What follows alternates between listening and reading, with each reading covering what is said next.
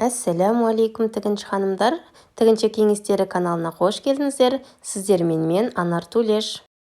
Бұл видеода сіздер оюмен жұмыс жасауды және осындай шашуға арналған декор жастықтарды тігуді үйренетін боласыздар. Бізге осындай 4 штук велюр матасы қажет болады. Бұл жастықтың алдына екеуі артына және ақ түсінен біреуі қажет болады. Бұл біздің оюымызды жабыстыру үшін қажет болады. Және де осындай паутинка қажет болады. Паутинкадан 1 штук. Бұл өте осындай жұқа, екі жағы клейленетін материал. Оюды, егер ою білмейтін болсаңыз, дайын оюлар сатылады, содан алсаңыз болады. Осындай оракулдың қағазын, яғни мен қолдандым. Бір жағы жылтыр, екінші беті осындай. Бұл біздің оюымызды жабыстыру үшін қажет.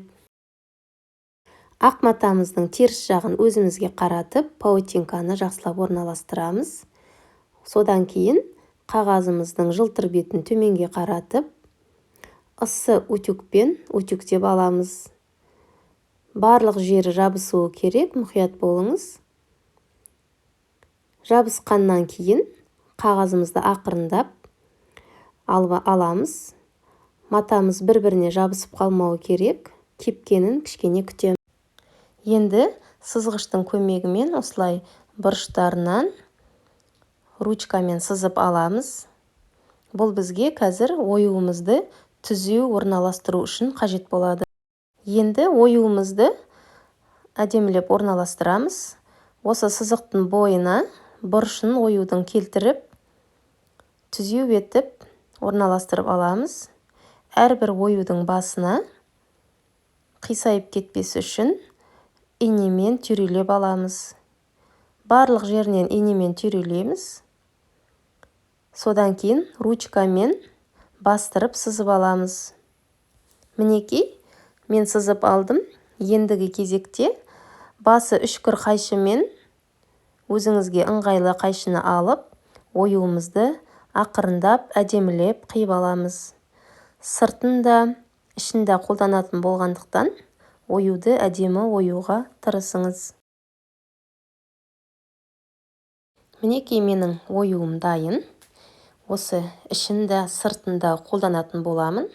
Ол үшін бір матамды алып, түгін төменге қарай жатқызып, сызғыштың көмегімен осылай сызып аламын. Бұл жерде сіз бор немесе сабынды қолдансаңыз да болады. Осы сызықтың бойына оюымның ішкі бетін, бұрышына оюдың бұрышын осылай сызықтың бойына жатуын мұқият қадағалаңыз. Содан кейін ыстық утюгтің көмегімен ақырындап оюды жабыстырып аламын. Тағы бір матамызды алып, түгін төменге қаратып, оюымыздың сыртқы бетін орналастырамыз. Осылай әдемілеп орналастырып аламыз да, утюгтейміз. Бұл жерде марлені қолдансаңыз да болады. Зигзаг тігісіне қойып, тігістің аралықтарын 3-3-ке қойдым. Осы жерде мұқият болу керек, асықпай. Тігістеріңіз негізгі матамызға шығып кетпеу керек, оюдың шетімен жүріп отыру керек. Басында қиын көрінуі мүмкін. Міне мен тігіп алдым. Енді екінші оюымызды тура осылай оюдың жиегімен, шетімен негізгі матамызға шығып кетпей әдемілеп тігіп аламыз. Жастығымыздың бір беті дайын.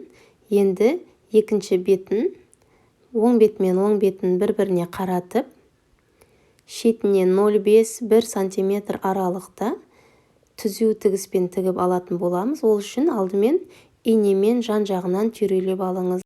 Бір шетінен 20 сантиметрдей қалдырып кетеміз.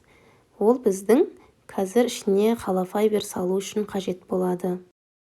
Енді оң қаратып, манағы қалдырып кеткен жерімізден холофайберімізді саламыз. Осы қалдырып кеткен тесікті білдірмей жасырын тігіспен тігіп шығамыз. Жасырын тігістің қалай тігілу жолын келесі видеода көрсететін боламын. Осымен біздің жастығымыз дайын. Видео сіздерге ұнаған болса лайк басыңыз, достарыңа таратыңыз, каналдың дамуына өз үлесіңізді қосыңыз. Түсінбеген жерлеріңіз болса, комментарийға қалдырыңыздар. Каналға тіркелуді ұмытпаңыздар. Сіздермен болған Анар Төлеш.